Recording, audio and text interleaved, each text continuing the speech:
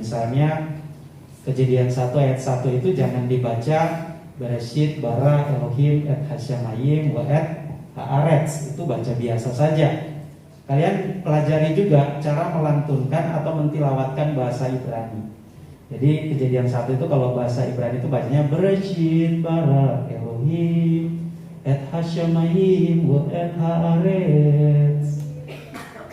Jadi lebih enak, gampang diingat. Karena kalau ayat Alkitab itu kalau kita baca biasa, itu biasanya susah kita hafal. Tapi kalau kita nyanyikan, itu biasanya akan selalu kita ingat. Sama lah, anak-anak sekolah minggu, bahkan mahasiswa teologi kalau ditanya coba sebutkan kitab-kitab perjanjian baru, pasti akan mulai dengan Matius, Markus, Lukas, Yohanes. Itu otomatis. Tapi kalau dibaca Matius, Markus, Lukas, itu pasti ada yang terlewat, ada yang miss. Ya, tapi ketika kita nyanyikan, dia akan lebih indah dan lebih terekam. Ya, saya belajar lagu itu dari saya sekolah minggu. Matius, Markus, Lukas, Yohanes. Ya. Sampai masuk sekolah teologi, ketika ditanya oleh dosen perjanjian baru, sebutkan kitab-kitab dalam perjanjian baru. Ya, terekam lagi, terulang lagi di memori Matius, Markus, Lukas, Yohanes, gitu kan? Bahkan kita di sekolah teologi dulu perjanjian lama juga kita buatkan lagu saya lupa jadinya lagunya Kejadian Keluaran atau lagu itu. Nah beda-beda ya. Kalau kita waktu itu ada lagu Kidung Jumat yang hujan berkat dan bercurah. Ya itu jadi Kejadian Keluaran, Imamat, Bilangan, Ulangan, Yosua dan seterusnya sampai selesai. Jadi memang harus dinyanyikan supaya kalian hafal. Nah, tapi hari ini kita nggak akan kuliah bahasa Ibrani. Kita kembali ke nats kita tadi. Bilur-bilur yang berdarah membersihkan kejahatan, dan pukulan membersihkan lubuk hati. Kalau dalam bahasa Ibraninya dibilang begini, kaburot petsa. Kaburot petsa itu artinya luka yang mengiris tajam dan meninggalkan bekas. Ya, kita tahu Tuhan Yesus itu mengalami banyak sekali luka pada waktu dia disalib, dan itu disebut bilur-bilurnya. Jadi luka-luka yang dalam, yang membekas, yang menggores. Lalu dikatakan ini tamruk, menggores atau menggosok atau membersihkan.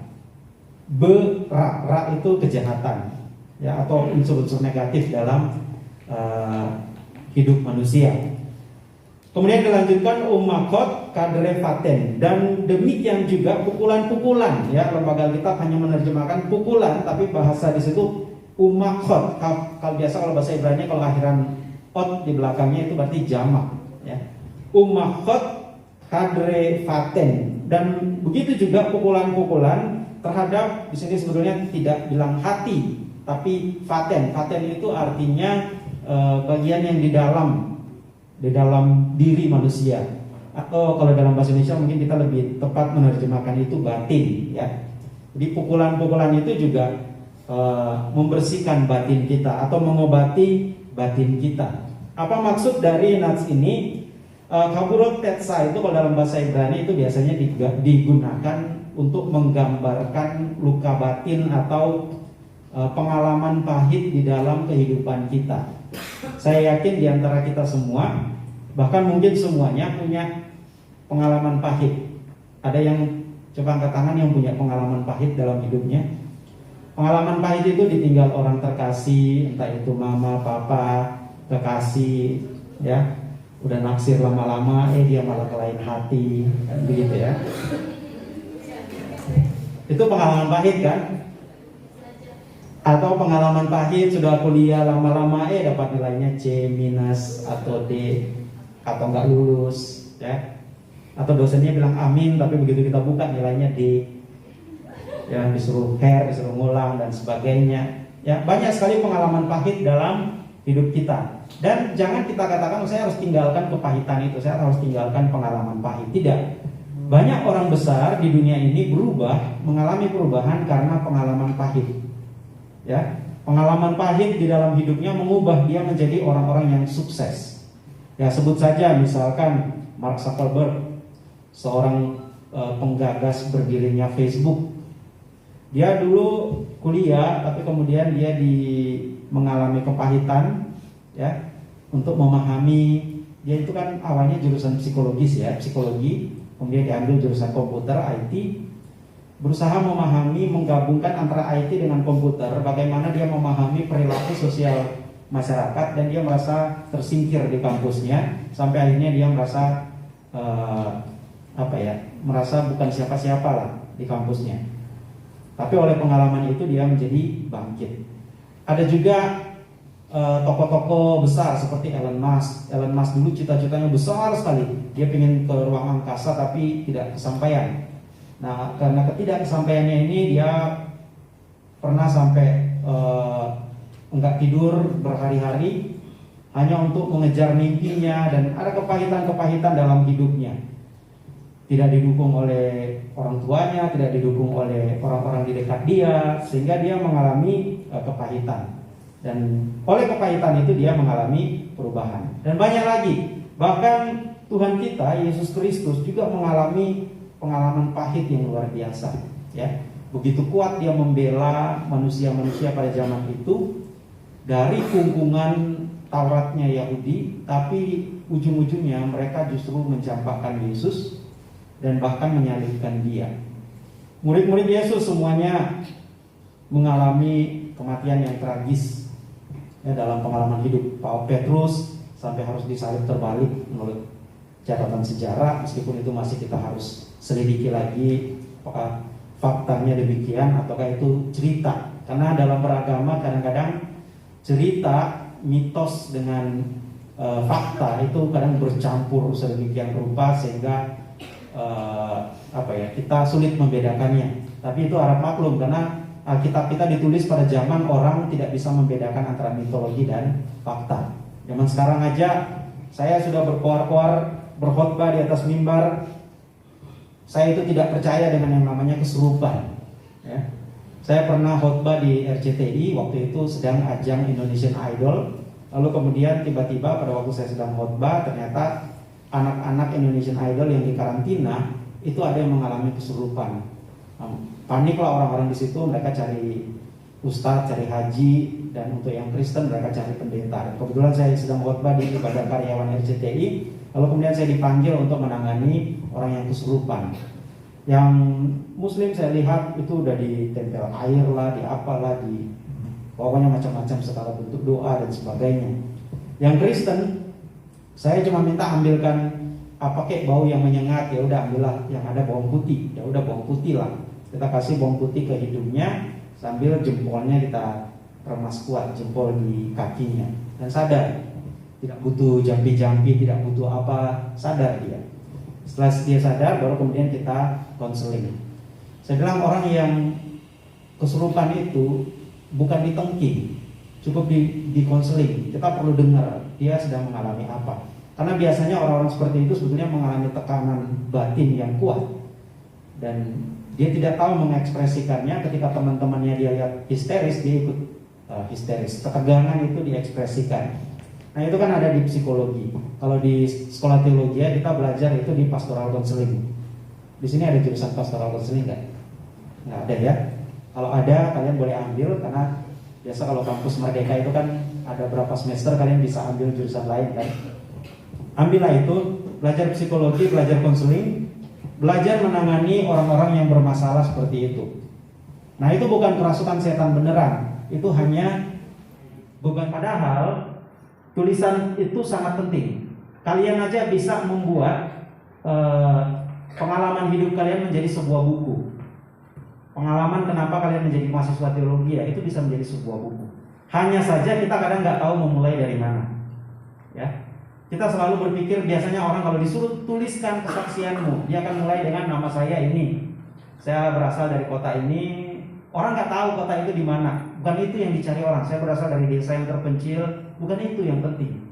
Ketika kita menulis, kalau di dalam ilmu pers, ya, tajuk itu selalu dibilang, judul itu sudah harus ada yang namanya, kalau di dunia modern sekarang harus ada clickbait-nya, harus ada sesuatu yang eye-catching, yang orang begitu baca judulnya saja dia langsung tertarik untuk baca awalnya. Nah, awal itu kalau di YouTube 1 menit pertama video itu menentukan orang akan nonton sampai selesai atau enggak. Makanya setiap kali kalian nonton YouTuber itu selalu diawali dengan kutipan, quote-quote dari bagian videonya. Supaya orang tertarik, dia akan mencari di mana bagian itu di dalam keseluruhan video. Begitu juga ketika kalian menulis riwayat hidup kalian. Saya tahun 2018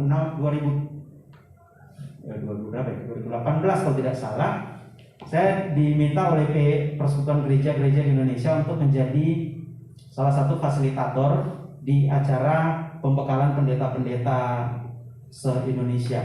Nah, di dalam acara itu salah satu bagian yang saya ikut ambil adalah bagaimana kita menuliskan riwayat hidup kita menjadi sebuah cerita yang menarik. Nah, bagaimana cara memulainya? Saya memulai menginterview orang. Ada seorang pendeta dari Medan, dari HKI. Saya tanya, apa yang membuat engkau masuk sekolah teologi dan menjadi pendeta? Lalu dia bilang begini, karena saya dulu mahasiswa yang nakal. Saya dulu aktivis, ikut perjuangan,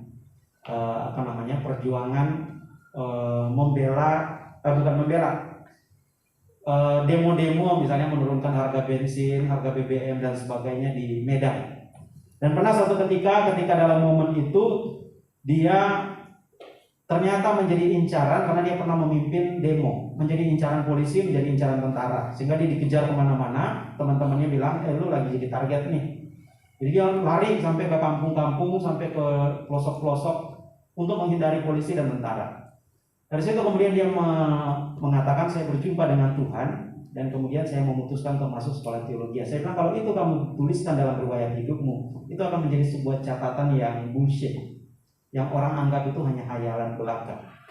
Tulislah sesuatu yang lacak kembali peristiwa itu, apa yang menjadi titik balikmu dari pengalaman pahitmu itu. Nah, kita kadang-kadang ada dua jenis orang yang mengalami pengalaman pahit. Yang pertama, dia akan menjadikan kepahitan itu sebagai cara, tools bagi orang lain. Oh, kalau kamu mau berhasil, kamu harus seperti saya, ngalamin pengalaman pahit itu. Itulah yang seringkali terjadi kalau misalnya di ospek dulu ya. Saya nggak tahu ospek zaman sekarang. Ospek dulu, kakak-kakak tingkat itu kalau ada mahasiswa baru, itu senang banget dibully, dikerjain, dikasih sesuatu yang berat. Kenapa? Karena dia merasa zaman dia dulu jadi juga mengalami hal itu. Nah, ini tipikal orang yang pertama, dan itu yang mayoritas di Indonesia seperti itu. Kalau kita pernah mengalami kepahitan, pernah mengalami kesusahan, pernah mengalami masalah, maka kita berpikir orang lain juga harus mengalami itu supaya dia bisa memahami kita. Itu tipikal orang yang pertama. Tipikal orang yang kedua, ketika dia mengalami masalah, dia mengalami kepahitan, dia mengalami akar pahit, maka dia berpikir bagaimana caranya supaya orang tidak mengalami pengalaman itu.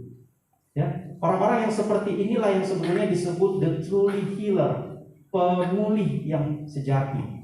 Sementara orang yang pertama itu the truly bullier, pembuli yang sejati. Ya, itu tinggal kalian yang memilih yang mana. Oh, saya dulu di STT IKAT saya dikerjain oleh dosen saya, maka nanti kalau saya jadi dosen saya harus ngerjain mahasiswa saya. Enggak. Saya dulu waktu kuliah saya senang sekali ngasih tugas mahasiswa sampai numpuk-numpuk sampai mereka nggak bisa tidur di asrama, ya, biar kapok mereka, supaya mereka ada semangat. Lalu kemudian kita berpikir, tapi pada waktu saya dikasih tugas itu saya tersiksa, ya. Nah, ketika dia mengatakan saya tersiksa itu, maka ketika dia menjadi mahasiswa, dia nggak akan menyiksa mahasiswanya dengan cara yang sama. Itu namanya the truly healer, pemulih yang sejati. Ya, ketika kalian jadi pendeta, ketika kalian pelayanan di satu gereja, disuruh-suruh ini, suruh itu, suruh dan sebagainya, nggak dikasih upah, nggak dikasih duit misalnya, ya, kalian anggap ya ini kan pelayanan. Nggak ada sistem seperti itu, ya. Kalau di gereja saya selalu bilang mahasiswa itu sekalipun mereka cuma praktek, tetap harus dikasih. Seberapapun itu tetap harus dikasih, minimal uang transportnya itu harus dihargai. Nah, itu harus kita jalani. Jadi kita merasa, oh, dulu saya ketika sebagai mahasiswa saya diperlakukan seperti ini, suruh ngepel, suruh bersihin, suruh dan sebagainya. Maka nanti ketika saya menjadi pendeta, ketika saya menjadi pembimbing di suatu tempat, saya harus memperlakukan seperti itu supaya mahasiswa saya tidak manja, supaya mahasiswa saya disiplin dan sebagainya. Padahal enggak. Karena dia sendiri mengalami bahwa itu tersiksa. Bagaimana kita melepas siksaan itu? Nah, maka ayat ini sebetulnya bilur-bilur yang berdarah membersihkan kejahatan dan pukulan membersihkan lubuk hati. Ini bukan berarti bahwa kita harus menghadirkan trauma bagi orang lain supaya dia berubah.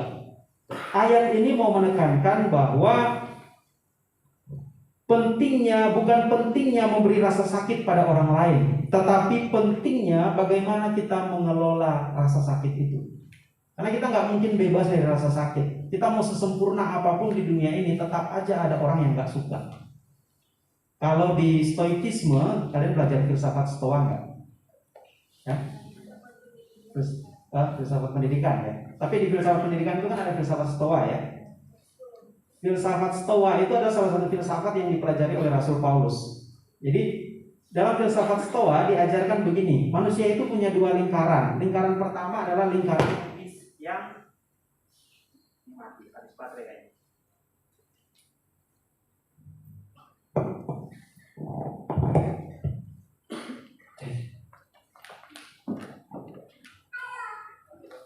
Ya, jadi lingkaran pertama itu adalah lingkaran yang kita kuasai, yang bisa kita ubah, kayak pikiran kita, cara pandang kita, sikap kita, pakaian kita, apalagi itu semua bisa kita rubah. Ada lingkaran luar yang tidak bisa kita rubah, pikiran orang, ya, cara pandang orang,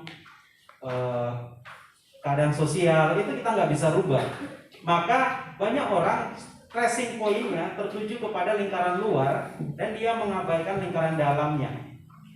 Jadi dia serius ingin mengubah pikiran orang, tapi dia sendiri nggak mampu mengubah pikirannya sendiri. Itu kegagalan kalau di dalam filsafat stoa.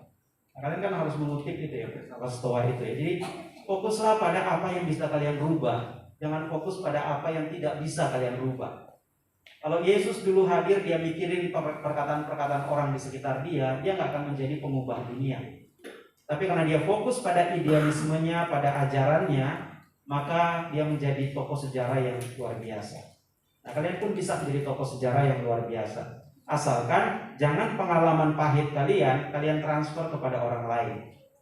Maka kembali lagi, ketika kalian menulis catatan sejarah, kayak pendeta tadi yang dari Medan, dia cerita tentang bagaimana dia bertemu Tuhan ketika dia di pengasingan.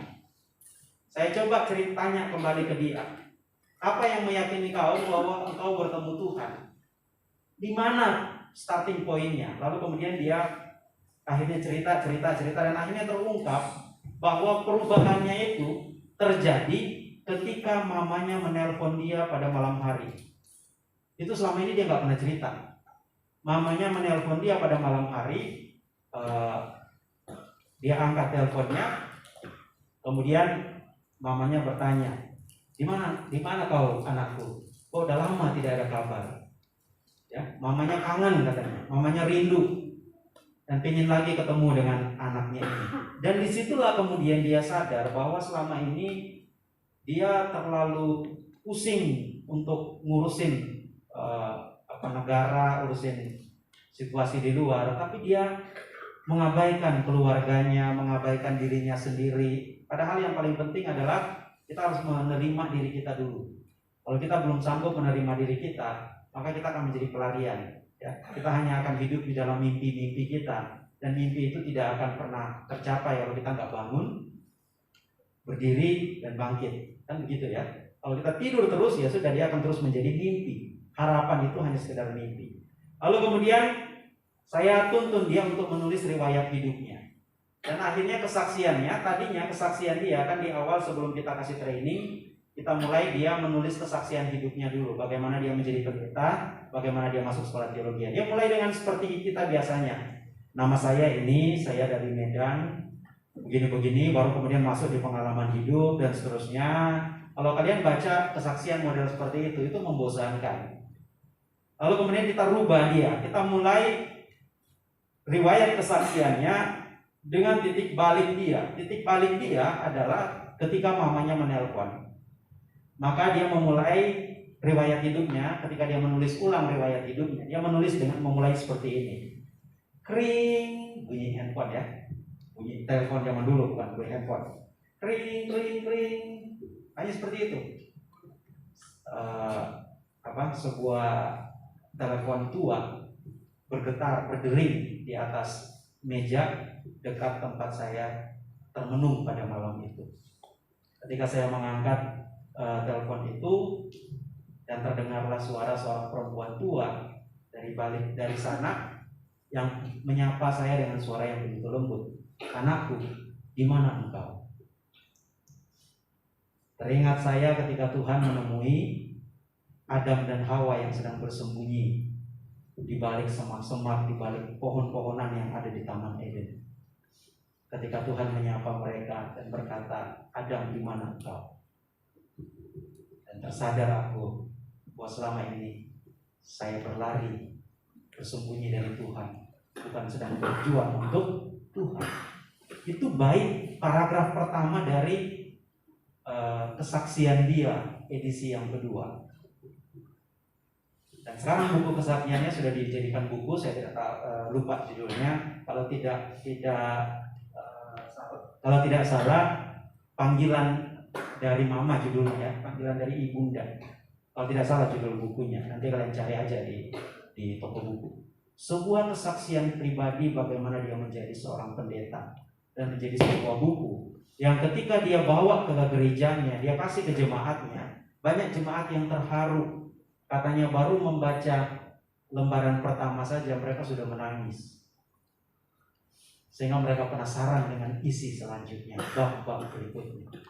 Nah, kalian jangan terjebak dengan model akademis pendahuluan, harus dimulai dengan latar belakang masalah, gitu kan? Kemudian apalagi? Identifikasi masalah, perumusan masalah, dan seterusnya, baru kemudian masuk kepada hipotesis dan seterusnya. Itu kan karya ilmiah.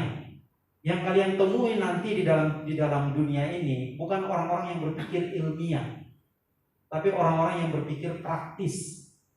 Ketika ada orang sakit, dia datang ke dokter, dokter tidak akan menjelaskan, "Oh, di dalam tubuhmu ada bakteri A, B, C, D dan sebagainya." Ketika dia sakit perut, tapi dokter hanya akan bilang, "Kamu sakit, kamu masuk angin." Padahal masuk angin itu tidak ada dalam istilah medis. Kenapa dokter harus bilang kamu masuk angin? Karena itulah yang dimengerti oleh masyarakat kita. Makanya Yohanes 1 ayat 14 dibilang apa? Yang kita lakukan tadi, firman itu menjadi manusia. Bahasa Yunaninya apa? Kai hologos sarx egeneto. Dan firman, logos itu sebenarnya bukan hanya firman, tapi kata-kata. Dan kata-kata itu menjadi daging, sarx. Nah, ada nggak kata-kata kita menjadi daging buat orang lain? Kan itu pentingnya menyampaikan firman. Ketika kalian menjadi guru nanti, mengajar anak-anak, bisa nggak kita menerjemahkan kurikulum itu menjadi daging buat anak-anak? Atau menjadi apa yang favorit buat mereka? Atau jangan-jangan kita belajar di kampus begini, kita kasih ke anak-anak yang seperti itu. Kita berpikir anak-anak itu dalam cara berpikir akademis, nggak bisa. Ketika kita mengkonseling jemaat, kita nggak bisa pakai teori-teori ilmu konseling, ilmu teologi. Oh, kamu harus belajar dari peristiwa penciptaan, pada waktu penciptaan bagaimana Tuhan menjadikan Adam dan sebagainya. Orang nggak ngerti. Dia lagi penuh dengan masalah di otaknya. Kalian datang dengan teori, dia akan tinggalkan kita. Coba lihat gereja-gereja besar sekarang, mega church kayak GBCC, NBC dan sebagainya. Bagaimana pola pendekatan mereka ke jemaat? Pola pendekatan mereka adalah praktis. You punya masalah apa? Ayo kita selesaikan. Selesai. Sehingga gereja itu hadir, sarx egeneto. Firman itu menjadi daging buat jemaat. Bukan hanya sebatas logos semata, bukan hanya sebatas ilmu saja, bukan hanya kata-kata saja yang jemaat nggak ngerti. Ketika kita berkhotbah, coba lihat khotbah model sekarang. Khotbah sekarang semakin praktis, nggak lagi membahas latar belakang ayat ini panjang lebar, kita bahas teologinya, teologi perjanjian lamanya, survei perjanjian lamanya. Kalau masih ada mata kuliah survei perjanjian lama, saya dulu waktu belajar Alkitab itu ada namanya pengantar perjanjian lama, kemudian survei perjanjian lama, baru kemudian masuk tafsir perjanjian lama, baru teologi perjanjian lama. Ribet banget kita menjelaskan itu ke jemaat. Itu cukup kita aja menguasai, kan begitu. Sama kayak misalnya kalau kita ahli elektronik, memperbaiki ada komputer yang rusak, lalu orang tanya apanya yang rusak, apa kita mau jelaskan, oh ini resistornya sama kondensatornya itu ketemu sehingga terjadi arus singkat atau korsleting, menyebabkan terbakar perangkat-perangkatnya, kan begitu ribet. Orang yang kita servis juga pasti kan bingung, ini lagi jelasin apa sih? Coba kalian ke dokter, apakah dokter akan jelaskan nanti kalau misalnya kamu demam, kamu minum paracetamol sekian miligram, ini sekian miligram, ini sekian, kan enggak. Dokter pasti hanya kasih ini resep. Resepnya pernah nggak kalian baca resep dokter? Ngerti nggak kalian? Nggak ada, karena memang buat dokter nggak penting, buat pasien itu komunikasi dia dengan apoteker. Apoteker ngerti, kita nggak ngerti. Nanti apoteker yang jelaskan ke kita. Apa kita mau tahu ini obat mereknya apa dan sebagainya? Kan enggak. Cuma dibilang ini 2 kali sehari sebelum makan. Kan sederhana seperti itu yang diceritakan. Ini obat untuk leher ibu yang gatal. Ya, ini obat untuk nafsu makan ibu yang hilang misalnya. Apoteker menjelaskan begitu, dia nggak akan menjelaskan obat ini mengandung kadar misalnya glukosa sekian persen, rumus kimianya C2H5OH dan sebagainya, kan enggak. Dia hanya kasih aja ini dimakan, ini diminum 3 kali sehari, harus habis karena ini antibiotik. Kan begitu, simple. Nah begitu juga nanti kalian, terlepas kalian menjadi pendeta atau menjadi guru, kalian harus bisa mentransfer ilmu itu, logos itu menjadi sarks, menjadi daging. Nah itu berangkat dari kepahitan kalian. Ketika kalian belajar, apa sih yang kalian gak suka ketika kalian belajar? Jangan bawa itu kepada siswa kalian, jangan bawa itu kepada jemaat kalian. Oh saya gak suka kalau saya dikasih tugas banyak. Ya udah, anak-anak jangan dikasih tugas banyak. Kan kita belajar dari kurikulum di Finlandia. Finlandia itu kan negara dengan pendidikan paling maju sekarang. Anak-anak di sana tidak ada yang diberi homework, tidak ada yang diberi pekerjaan rumah. Karena tugas belajar mereka hanya di sekolah.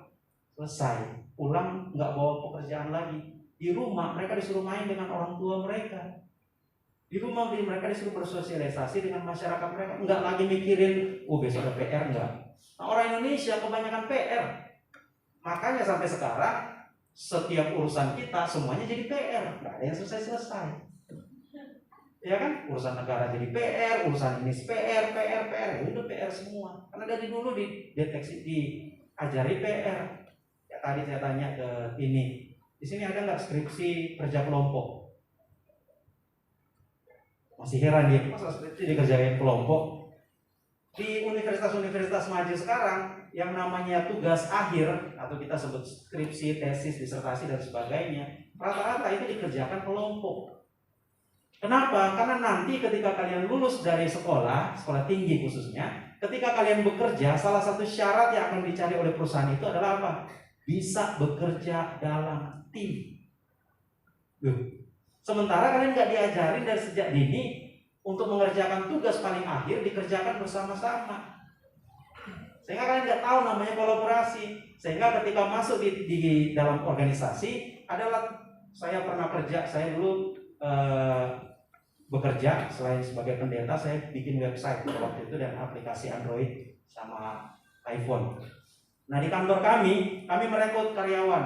Nah pada waktu kami merekrut karyawan, ada karyawan yang jago banget IT, tapi kalau dia mengerjakan sesuatu dia nggak mau temannya tahu, dia maunya sendirian. Saya tanya, bagaimana kamu bisa hidup seperti ini sendiri mulu? Atasan sampai waktu itu sampai dia selesai kerja di tempat kami dia jomblo terus, karena pengennya sendiri terus. Nah kita selidiki ternyata di kampusnya dia dulu begitu, kalau dikasih tugas selalu jangan mencontek, kalau kan gitu ya, kerjakan sendiri. Nggak bisa. Dunia di luar sana tidak membutuhkan orang-orang yang bisa mengerjakan sendiri. Dunia di luar sana sekarang bukan zaman kompetisi, sekarang zamannya kolaborasi. YouTuber ternama, Raffi Ahmad, siapa lagi, Pak Im Wong, Deddy Corbuzier, siapa lagi, dan sebagainya. Apakah mereka mengerjakan itu sendiri? Enggak, mereka berkolaborasi dengan teman-temannya sesama artis, maka mereka jadi besar. Coba lihat artis-artis yang menjalankan YouTube-nya sendiri, sampai sekarang viewernya sedikit, tapi yang bisa kerjasama dengan artis lain itu yang booming, dia terkenal. Deddy Corbuzier terkenal kenapa? Karena dia ngundang banyak orang. Tiap orang yang dia undang itu punya penontonnya sendiri. Makin banyak orang dia undang, makin banyak penontonnya. Sama lah, kalian kalau bikin seminar, webinar, nggak bisa webinar STTIK. Kalian harus berkolaborasi, kerjasama misalnya yang terbaru dengan apa itu? Institut Bisnis ya, ada ya? Nggak tahu. Saya udah dapat brosurnya, kalian masa mahasiswa belum dapat? Kerjasama dengan fakultas lain, kerjasama dengan universitas lain, lembaga pendidikan lain. Supaya apa? Supaya kalian dapat audiens yang lebih besar. Nggak hanya kalian-kalian aja yang lihat. Kan begitu ceritanya ya. Ya, karena saya pernah studi S2 dulu di sini, meskipun nggak selesai karena banyak kesibukan. Nah, waktu itu kita pernah bikin webinar. Webinar kita pembicara tidak terlalu terkenal, ya. Pesertanya kalau kita hanya mengandalkan STTIK saja, mungkin sedikit ya akan jadi peserta. Maka apa yang kita lakukan? Kita kita jadikan invitation-nya itu di bawahnya hubungi. Nama-nama yang dihubungi itu kita cantumkan nama-nama sesuai dengan siapa yang menyebarkan brosur itu. Misalnya Roy kan ulang tahun ya. Roy tolong sebarin ini dong brosur. Kita bikinkan brosur yang kontak di bawahnya namanya si Roy. Jadi ketika dia menyebarkan kepada temannya pikir oh ini eventnya Roy, bukan event STTIK, eventnya Roy. Dan orang Indonesia kan begitu ya, punya gotong royong, punya simpati, empati, merpati dan sebagainya yang tinggi, maka akhirnya mereka tertarik. Nah inilah poin yang ingin saya sampaikan pada hari ini. Jadi bilur-bilur yang berdarah membersihkan kejahatan dan pukulan membersihkan lubuk hati. Artinya intinya begini, jangan karena kalian mengalami kepahitan, jangan karena kalian mengalami luka batin, jangan karena kalian mengalami kesusahan, lalu kesusahan itu yang kalian transfer kepada orang lain. Tidak. Tapi yang kalian transfer kepada orang lain adalah bagaimana kalian keluar dari kesusahan itu. Itu yang paling penting. Yang kalian ceritakan kepada orang lain bagaimana kalian berhasil mengatasi masalah, bukan masalahnya yang kalian transfer ke orang lain. Jadi kalau sekarang kalian lagi kuliah, kalian mengalami kesulitan-kesulitan, rekam kesulitan-kesulitan itu, tapi jangan kesulitan itu yang kalian transfer kepada orang-orang yang kalian layani nanti, baik sebagai pendeta atau sebagai guru. Bukan itu yang kalian transfer. Yang kalian transfer adalah jalan keluar, solusi-solusi dari setiap masalah yang kalian hadapi. Kiranya firman Tuhan ini boleh menjadi berkat buat kita semua dan boleh kita aplikasikan di dalam kehidupan kita sehari-hari. Amin. Mari kita berdoa. Terima kasih ya Tuhan untuk firman-Mu yang telah